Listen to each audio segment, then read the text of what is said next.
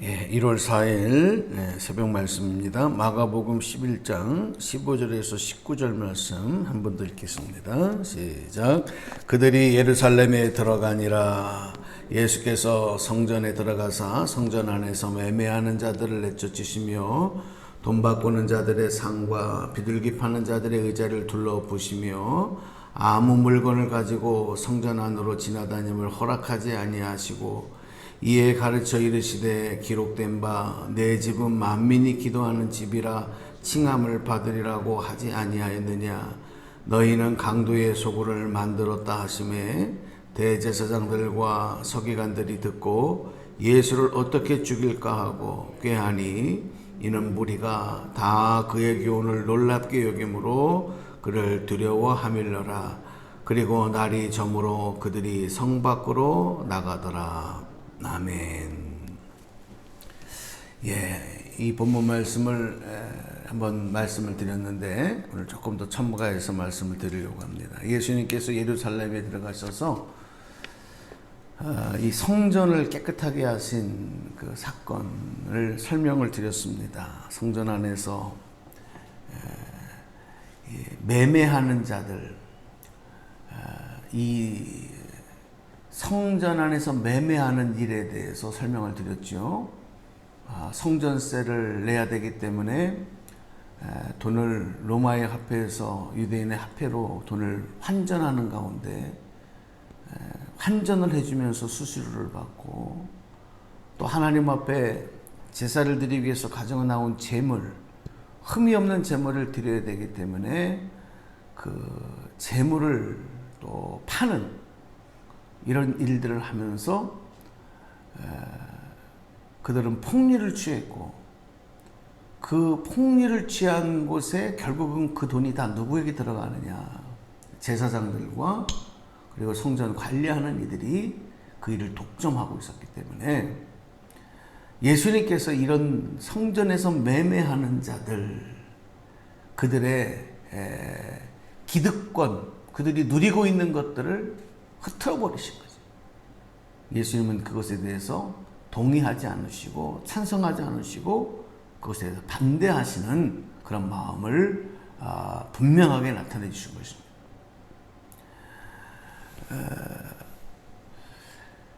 그리고 하신 말씀이 17절 말씀을 우리 한번 같이 다시 한번 읽어볼게요. 17절 말씀 보실까요? 시작.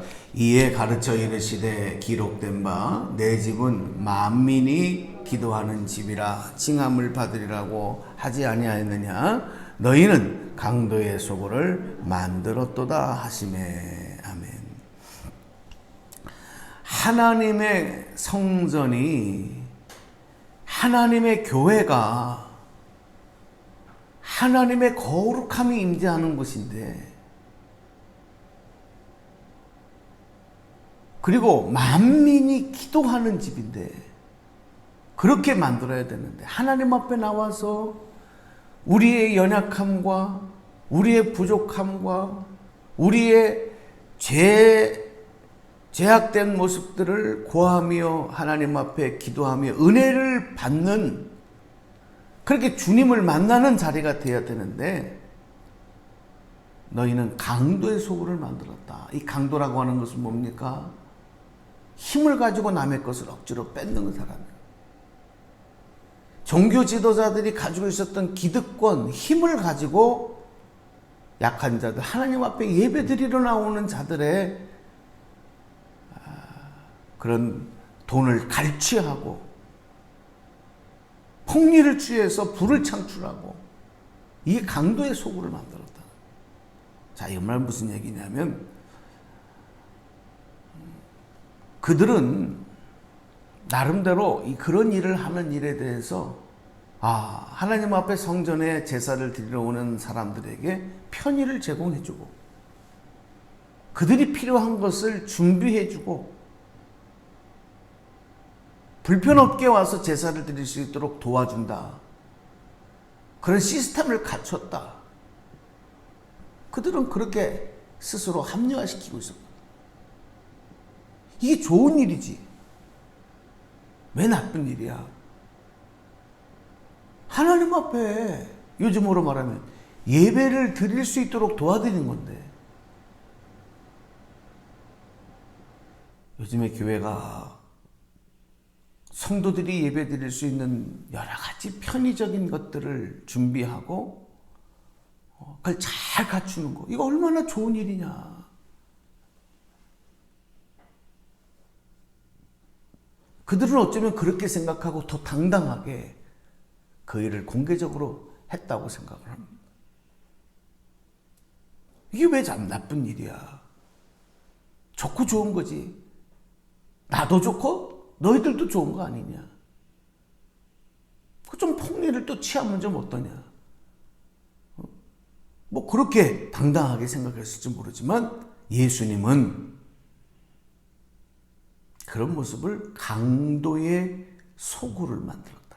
하나님의 집을, 교회를. 자, 여기서 우리가 좀 주님이 원하시는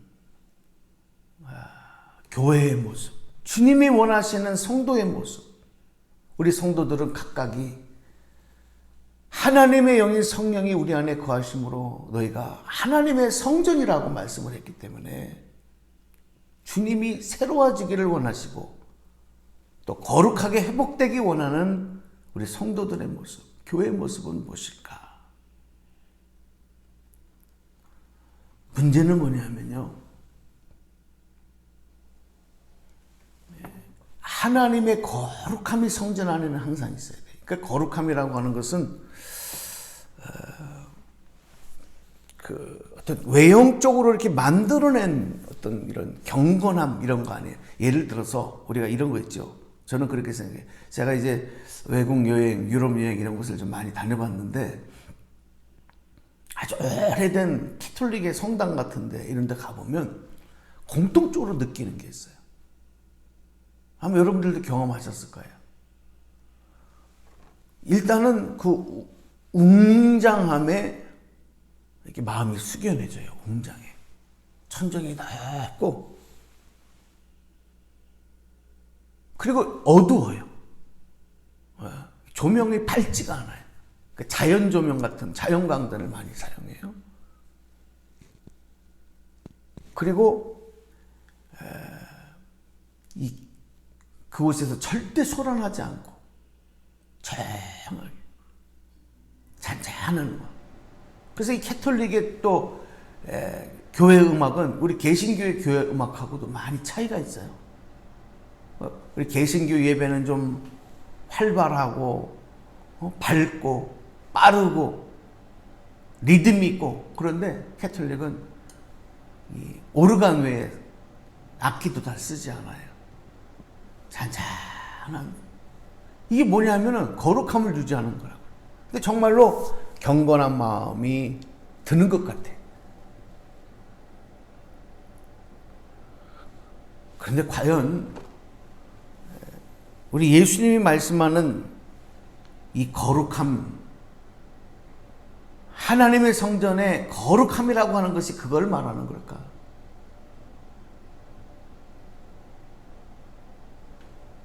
저는 그런 게 아니라고 봐요.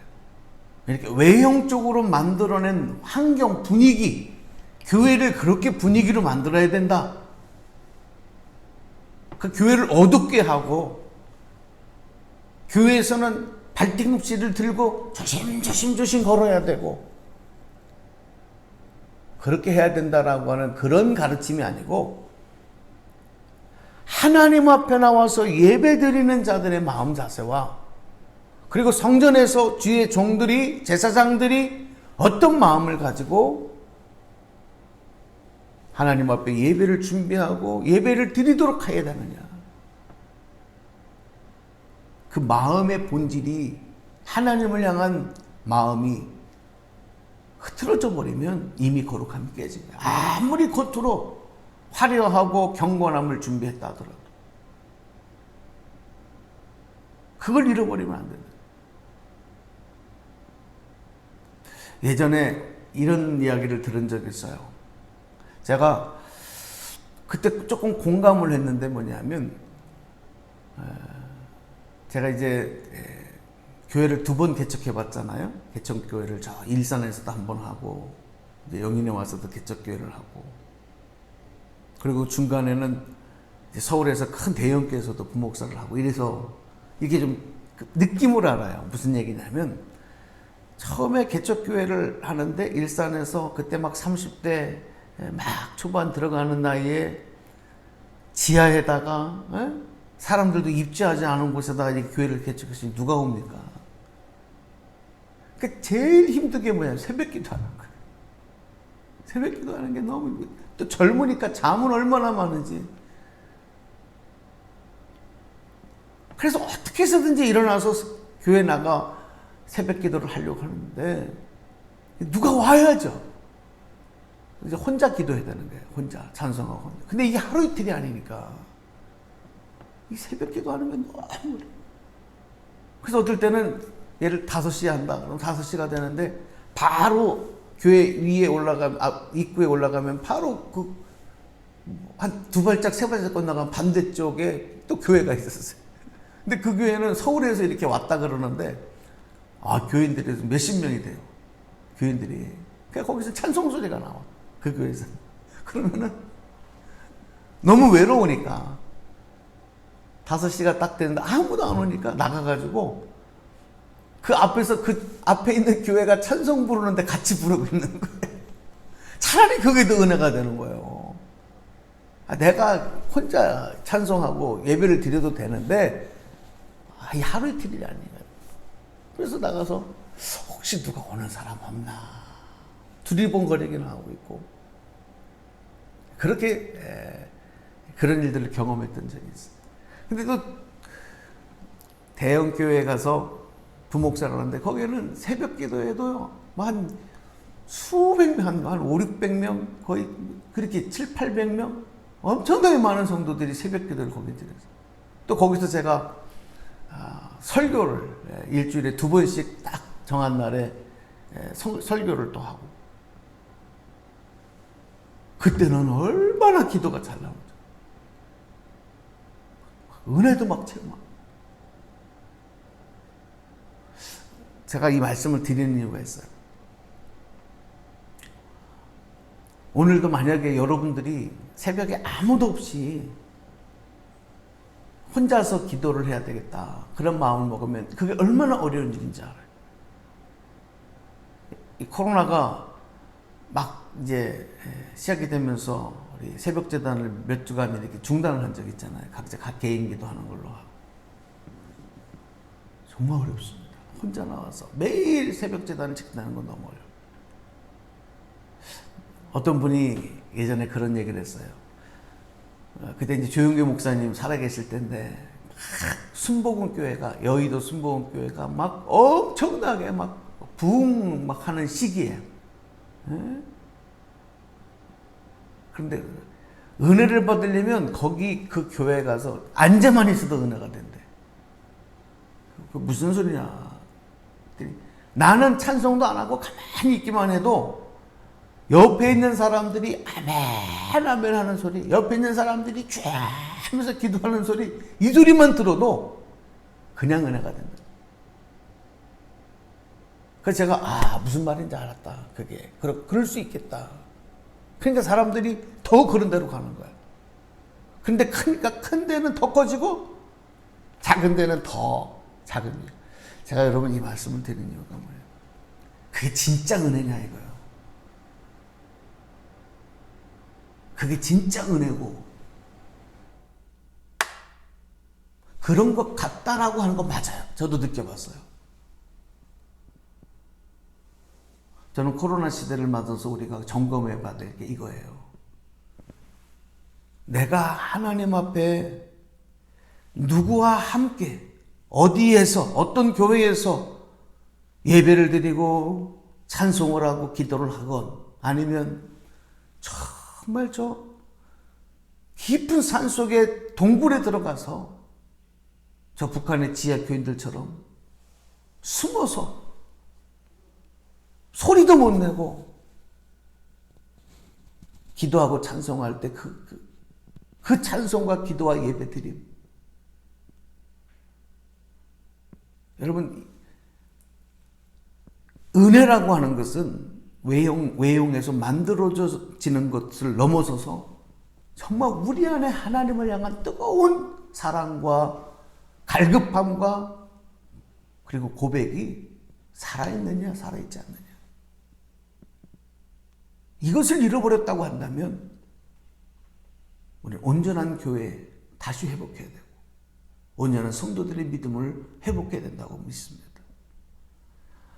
오늘 현대 교회들은 점점 편의적으로 빠져가요. 오늘 성도들은 조금만 힘들어도 불편해도 이제 교회에 안 나오려고 그래요. 이미 스스로가 내 자신을 강도의 소굴로 만들고 있는 것이고 교회가 스스로 강도의 소굴로 변질되어 가는 것이 아닌가. 예수님은 그것을 다 둘러 엎어버리셨어요.